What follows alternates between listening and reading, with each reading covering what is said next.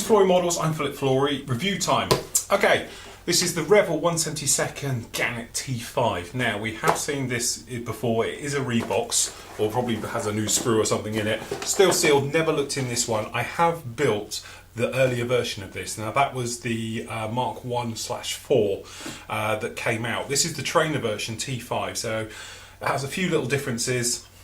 Hopefully they've taken care of a few little problems. It has had its criticism, this kit, and I have built it, and there's a few little problems with the canopies, getting the canopies all to line up on the first version of it that came out in around about 2007. I don't know if they've made any changes to it, and to be honest, that far back, and I've checked my references, I can't remember what I did to it either.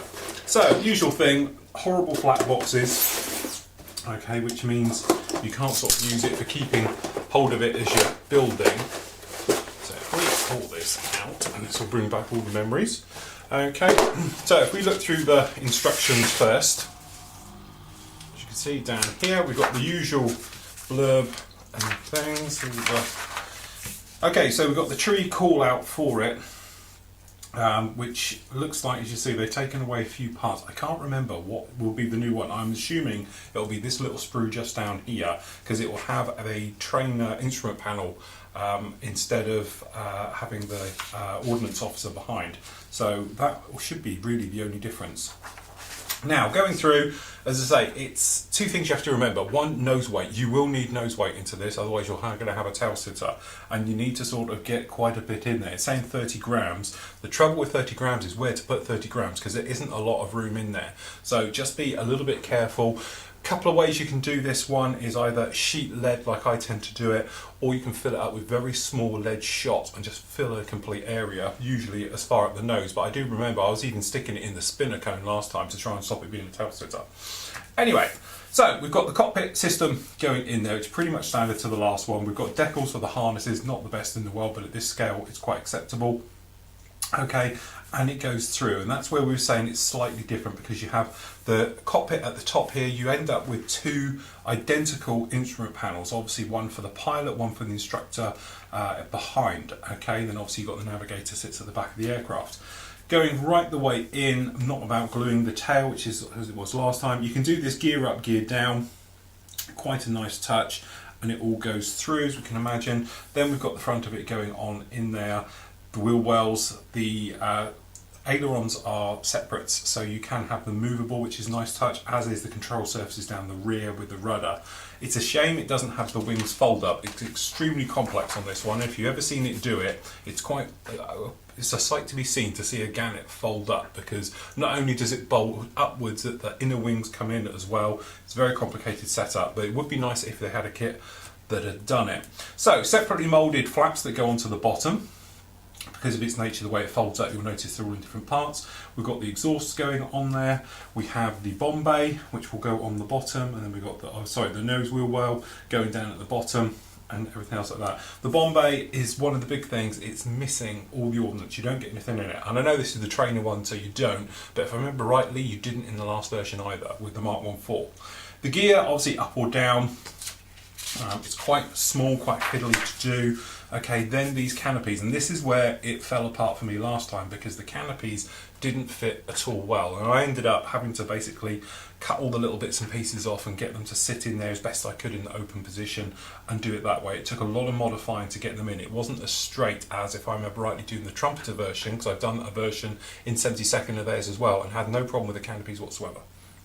So anyway, then you've obviously got the all-important nose goes on with the engines, okay, because obviously it's a counter-rotating prop, which is one of the things that makes the Gannet such a brilliant aircraft, okay, and then it goes down. And then we have the markings, which obviously is silver and the day glow, so you get this type of colour. Day glow paint, pretty difficult to work with. There is some nice options out there. Model Air do them now in the Vallejo colours, and there's a few other people around in that, but getting it just about right does take a little bit of playing with your tints and things like that, and certainly laying down white first really helps. So there we go, that's all in the instructions. So the two options you get is cold rose, and who's the other one? This is the other reason I think Revell have done this, is that there is a new version of this one, or a restored aircraft, flight worthy. Okay, and this is in Wisconsin in the USA. and it's at New Richmond Airport. That's why I think Airfix have done it, if I'm honest. I think it's a bit of a joint venture between the two. There's quite a lot of publicity about it at the time. They had this kit made up and boxes of it around the real aircraft and everything else like that. So I think that's where it's come from. So you might see it on the airshow circuit soon. Certainly my local one, because it's not very far from me, it's only about 50 miles down the road, is RNS Culdrose, September 1964. Okay, a little bit of a different type of aircraft, as I said. It was quite nice when I did this one the first time round. But, as I say, this was my problem bit, was the canopies. So if I show you what we've got, they've all come completely adrift in the sprue. That's why when they just bang them in one bag like this, they get destroyed. And in these horrible boxes, they get flattened. And when they get flattened, this happens, and it's all come adrift. So what you end up with is a bag of clear parts. So they've all come off the sprue. So what you actually have is a situation with these, which camera is going to be best for this, where we have these three. Okay, so you've actually got centre seams in all of them that are going to be taken out, and then you've got these little bars that come off of the sides of them. Okay, and that's how you get them in. Then you've got the midsection here and the front windscreen. Now, don't get me wrong, they're beautifully moulded, they're very, very crisp, and they're going to have distortion anyway. There's no point even looking because they are sort of bubbled. They're bubbled on the outside, okay, for greater visibility. The trouble with them is they just don't fit, okay? So we just pop these back in here, but that's why we don't like those. Now, I'm just wondering if they've done it slightly different, because they haven't come off the sprue, they just chuck them in there loose. Which I don't know what's worse actually. I think I'd rather have thought they'd come off the sprue than just throwing them in there as a loose runaround part. Anyway, we'll avoid that question for the moment. So, what do you get? You get this little lot. It's quite a lot of plastic for your money. So if we start with the major one first. So this particular sprue, we've got the main fuselage halves, which we'll see here. Okay, it's recessed panel lining, as you'd expect. The only thing is, it's quite flashy in its nature. By flash, we mean this is simply where the moulds come together and it's got leakage. Okay, it's a pain because you have to go around and clean it up, and it is normally in all the areas which take the fiddly bits, if you like. Okay, if I remember rightly, the fuselage has a couple of little sink marks, or used to. Looking a little bit better. Perhaps it was just the way they came out last time. But as you can probably tell, we've got the main fuselage here. As you can see, that doesn't look too bad. Okay, recessed panel linings, we were saying. It's got a little bit of riveting detail. It doesn't look too big here, but by the time you get the tail on the engine at the front, it's not too bad at all. You might be able to see just down here, we've got the exhausts on it, quite a nice touch. One of the instrument panels, this is the pilot's one at the front, and some of the details as you go right through. Okay, and as I said, we've got ejector pin marks that are quite nasty. These ones that are down here in the front wheel well, they obviously need to be taken care of, but as you can see, there's ejector pin marks pretty much all over this one that are all going to need taken out. They're not too bad, they're not anywhere horrible. The nice counter-rotating props, as I said, a little bit flashy, just going to have to take care of both of those. Wheels, we haven't got any weight on wheels, so you're going to have to sand them off. Some of these parts you're not going to be using anyway. But generally, as you look at it, you see it's not too bad. And as I say, for the money, you do get quite a bit. We'll look at that in a moment, because that's the new parts. The wing set themselves, as you can see, not too bad at all. We've got some nice detailing on this. Okay, we've got the lower one, so you've got these nice little latches and everything else running down all through these. Quite a nice touch. Very nice to see things like that. The bomb bay, you won't be able to see, it's quite nice because it's all ribbed, all the details are already there, it's just you don't get anything, but you didn't with the other one either. Okay, the little tails on the sides of it, the control surfaces, don't look too bad at all, they all look quite nice, got no problem with any of those whatsoever.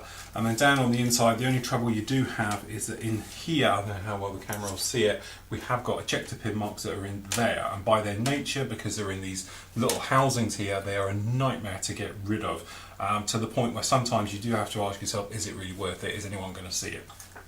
Okay, the bomb bay obviously is in one piece, and then you cut it open if you needed, and then these little dumps out the side just so the gear can fold up and it doesn't interfere with the door. So that's quite nice. We've got the inside of the cockpit, which are these little guys just down here. These are the side panels and things. Okay, and we've got, this is the navigator, or would be in the radar operator for the sonar buoys and things like that. In the real one, we've got the control. These are the control areas for all the flaps when they're deployed and everything else. quite nice. And this is what you're getting with the new sprue. So what you have here is a cover, slightly different cowling on that one, and then obviously we've got down here which is the second instrument panel and some of the parts for that. And then last but no means least, we have some decals, which, you know, as you would expect, we've got both the instrument panels down in these, and then obviously we've got the actual aircraft callouts themselves. Doesn't look brilliant, and if I'm honest, and I will be honest, they are awful. You wouldn't use these. We've got this, I often joke about it, Airfix had a terrible time years and years ago with having decals completely out of register, and it looked like a 5-year-old had done it on their home computer. Okay, this is no exception. These are truly, truly horrible. You might be able to see, but we've got the rescue ones completely out of alignment. We've got lots of white down on the bottom half. The rescue's blurred. Certainly these dots for the insides of the RAF markings for the actual roundels here, absolutely appalling, because those look like they've been done with a stamper pen. And not nice at all, and just generally looking at them, the quality is absolutely shocking. In fact, that's probably the worst ones I've seen from Revell in a long time. It looks like they went back to one of the old kit manufacturers who did early versions of the Gannet and borrowed their decals for it. Don't like those at all. Generally, it's not a straightforward kit to do. If you're new to the hobby, trust me, you'll see other reviews and I'll say these are for the beginner coming back to the hobby, something else like this. This is a little bit more. You've got metallizer colours to be using on this one as well, and day glow. It's not an easy kit to work with.